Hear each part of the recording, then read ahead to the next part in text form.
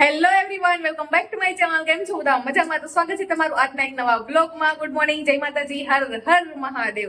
અને આજે છે ને ઘણા દિવસ પછી મેં બ્લોગ ચાલુ કર્યો છે લાંબો. જો કે શોર્ટ વિડીયો તો આપણા આવતા જ હોય, પણ લાંબા વિડીયો હમણાં થોડાક બ્રેક આવી ગયા છે. એમાં એવું છે કે આખો તમારા બે કોમેન્ટ છે ને બહુ બધા આવે છે કે તમે કેમ લોંગ વિડીયો આવતા નથી. પણ હવે હું આખો દી ઘરે એકલી હોય, પછી કામ એટલા બધા હોય સીવવાનું, તો એમાં લોંગ વિડીયો શૂટ કરવાનો ટાઈમ મળતો નથી. પણ આજે શું કહેવાય કે રવિવાર છે, રાતને રજા છે, એટલે મેં વિચાર્યું કે અત્યારમાં બ્લોગ ચાલુ કરી દે. નાસ્તો પાણી કરવા બેઠા છે, તો નાસ્તામાં થોડુંક તમે કહો કે અનહેલ્ધી છે, વડાપાઉં છે સવારમાં. પણ હજી હું એટલી બધી ગરમી નથી થતી, એટલે મેં વિચાર્યું કે ખાઈ લઈએ અત્યારે, પછી તો ગરમીની સિઝનમાં નહીં મેળા. સાથે હેલ્ધી હોતન છે, દ્રાક્ષ ભેગી છે ને અહીંયા રાત નાસ્તો કરવા બેઠા.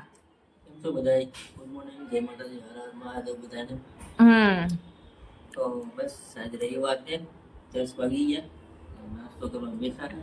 હવે ક્યાં જઈએ, જવાનો ઈચ્છા તો નથી આ ગરમીના લીધે. બપોર બહુ તડકો હોય, બપોર તડકા હોય. અત્યારે જઈએ માર્કેટમાં આટો મારીએ, બપોર પછી જોઈએ જે મેળાવીને સેટિંગ આવે ને જાવું. ચાલો બધા નાસ્તો કરવા. નાસ્તામાં છે વડાપાવ, સવારમાં દ્રાક્ષ તરબૂચ છે, પણ ઈ મુહૂર્તમાં. બપોર મજા. હા, મુહૂર્તમાં ઈ તરબૂચ છે ને શું કહેવાય કે તડકો એકદમ પડે ને પછી ખાવાની મજા આવે. ફ્રીજમાં ઠંડુ કરવા જ મૂક્યો છે. તો કઈ નહીં, હાલો આવી જાવ બધા નાસ્તો કરવા માટે. તો નાસ્તો પાણી પતાવીને પછી છે ને અમે ગયા હતા 10:30 11 વાગ્યા જેવા ઓલા ઘરે. કેમ કે હમણાં છે ને હું 2 અઠવાડિયા ગઈ નથી ને મારા મમ્મીના ફોન ઉપર ફોન આવતા હતા કે કેમ આવતી નથી, આવી જા. તો બસ પછી ઘણા દિવસથી કોઈ મળી નથી, તો ત્યાં જઈ આવી. ઊંધરાજ અત્યારમાં જઈ આવ્યા. પછી બપોર પછી શું કે નક્કી ન હોય, ગમે ક્યાંય જવાનું થઈ જાય, કેમ કે રાતને રજા રહી હોય તો પછી ક્યાંય નીકળવાનું થઈ જાય. એટલે મેં કીધું અત્યારમાં જ ત્યાં જઈ આવે. તો અત્યારમાં જઈ આવ્યા. અને આવતા છે ને ખમણ લઈ આવ્યા.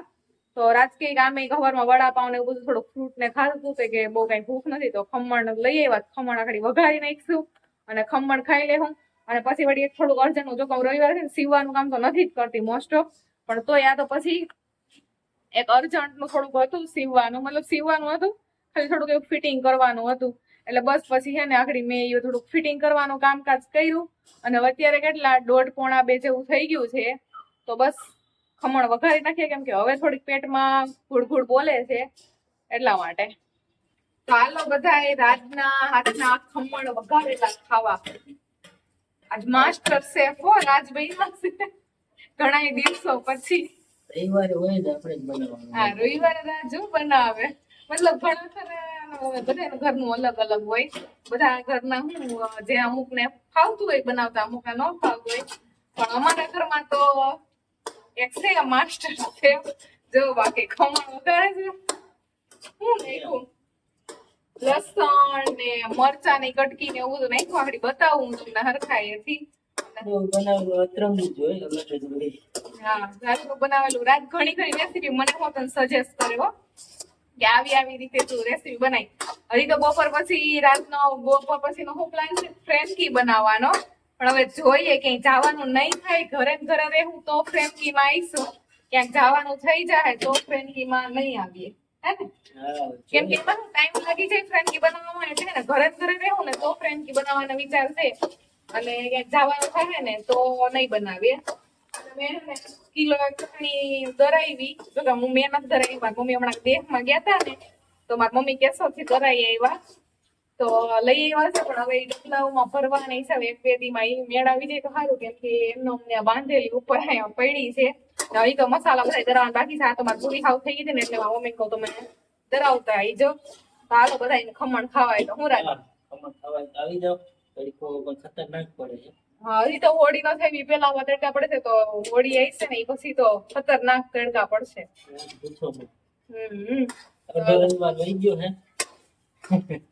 ખાવામાં ને એક આટો મારી લીધો, એમાં અડધો રવિવાર પૂરો.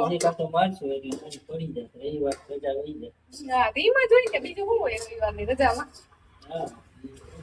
હા, હાલો. તો મસ્ત આપડા છે ને ખમણ વઘારાઈ ગયા. અહીંયા ખાટી છાશ લઈ લીધી ને ખમણ ની એને દગો થઈ ગયો. ચટણી તો આવી નહીં, એટલે અમે છે ને આ બબલું તોડ લીધું. અને આયરે છે ને જમવા બેહે ને એટલે આ એક તારક મહેતાનો સીન થોડોક અમારે જોવો પડે. હું કેવું રાજ? તારક મહેતા એના વગર તો અધૂરું અધૂરું લાગે. મજા આવે. તો તારક મહેતા નો જોઈએ તેમ થાય કે ખાધું જ નથી. સાચી વાત છે. તો હાલો આવી જાવ મસ્ત વઘારેલા ખમણ ખાવા. હાલો તો અમે થઈ ગયા છે તૈયાર બહાર જવા માટે. રવિવાર છે એટલે નાના મોટું ખરીદી કરવા. મને નથી ખબર શું લેવાનું છે. આપણે લેવાનું ડી માર્ટ માંથી છે કરિયાણું. કેટલા આપણે 10-15 દી પેલા અમને કીધું હતું કે અમે ડી માર્ટ માં કરિયાણું ભરવા જવું છે, પણ મેળ જ નથી આવતો. તો હવે આજે ફાઇનલી મેળ મુહૂર્ત આવી ગયું એમ. હા જાય જોઈએ હું લઈએ. એમાં એવું છે કે મેં લિસ્ટ તો જો કે બનાવી લીધી, મોબાઈલમાં બધું લખી લીધું. એમાં રાજે 2-5 વસ્તુ એની કીધી હતી, જેમ કે બિસ્કિટના પેકેટ, સોડાના બોટલો, આઈસ્ક્રીમના ડબ્બા અને શ્રીખંડના ડબ્બા. પણ આમાં મેં સખ્ત ચોકડી મારી છે. ઈ જ હોય ને લેવાનું, બીજું તો શું હોય? કરિયાણું ભરવાનું છે, એવું કઈ અનહેલ્ધી નથી લેવાનું. અનહેલ્ધી થોડું કહેવાય, સોડા અનહેલ્ધી જ કહેવાય. કોણે કીધું સોડા હેલ્ધી કહેવાય? તો ક્યારેક ઉનાળો હે ને તો પીવી જોઈએ ક્યારેક ક્યારેક. જોઈએ જઈએ તો ખરા, એવું બધું લેવાનું છે. ને હેલ્મેટ હમણાં આવે શું અમારા સુરતમાં રૂલ્સ ફરી ગયા કા? હેલ્મેટ ના રૂલ્સ આવી ગયા એટલે હેલ્મેટ તો હવે જરૂરી જ છે. જ્યાં જાય ત્યાં ભેગું સાચવવાનું. તો કઈ નઈ, હાલો હવે ડીમાર્ટ માં. સારું હાલો, કઈ નઈ, મળ્યા ન્યા. ડીમાર્ટ માં જઈને કરિયાણું ભરી આવી, બીજું કઈ નથી લેવાનું આપણે.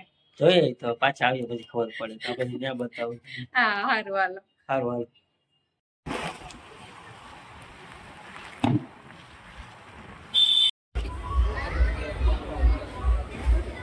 લેમનના છે 500 ગ્રામના. ગમે બધાને બાંધાય બે લઈ લેવાનું.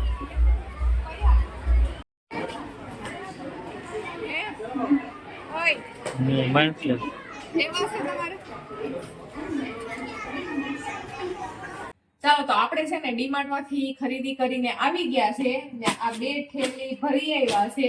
અને શું કહેવાય કે ત્યાં હે ને રવિવાર હતો ને એટલે એટલી ટ્રાફિક હતી ને કે હેરખો ક્યાંય ત્યાં બ્લોગ બનાવવાનો આવ્યો નથી. એકાદી 2 ક્લિપ લીધી હશે રાજભાઈ, મેં તો કાંઈ લીધી નથી. કેટલા 8 વાગી ગયા છે. પણ પેલા મેં કીધું આપણે હું લઈને આવ્યા ની જોઈ લઈએ, બધું સામાન આવી તો ગયો ને એમ. કે ધડબાટી રવિવાર હોય ને ત્યારે ડીમાર્ટમાં બોલે તો મકાઈના પૌવા પેલા તો લીધા છે મમરાનો ચેવડો બનાવવા માટે. મમરાની થેલી નથી લીધી, ઈ આપણે અહીંયા બાજુની જનરલ સ્ટોર માંથી લેવાનું છે. જો કે 25% સામાન બાકી છે લેવાનો, પણ એવા જે રવિવાર છે ને એટલે રાજકીય ટ્રાફિકમાં હું ક્યાંય નથી જવાનું એટલે ઈ કાંઈ લેવા. આ 75% સામાન આવી ગયો આપણો. રવો છે 1 કિલો જેવો હશે. કેટલો 1 કિલો કિલો. રાજે તો સેલિંગ બાકી બિસ્કિટ લેવરાવ્યા ખરા. ગુડ ડે બિસ્કિટ જો કે બધું પણ તમને આ જ ભાવે બીજા કરતા તો. અને મેન જે અમારે ખાસ જરૂરી છે એ છે આ કેચઅપ. કેચઅપ વગર નો ભેગું થાય. પછી